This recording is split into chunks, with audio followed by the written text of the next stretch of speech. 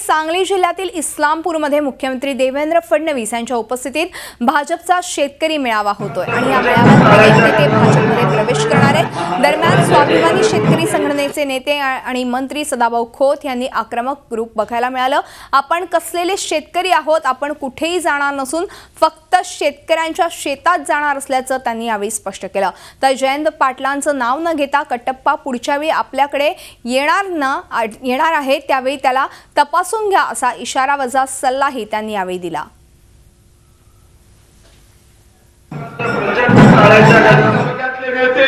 सभागृहामध्ये कट्टप्पा कोण म्हणून बोलून गेले, मोठी बातमी घातली। मुख्यमंत्री सांगतील कट्टप्पा कोण आहे, कारण मी काय बाहुबली पिक्चर बघितलं नाही। कारण त्यांना बाहुबली पिक्चर बघायचा नाद लय आहे, पण मी मुख्यमंत्री साहेबांना सावध करतो तो कट्टप्पा पुढच्या वेळी आपल्याकडे येणार आहे, फक्त घेताना तपासून घ्या।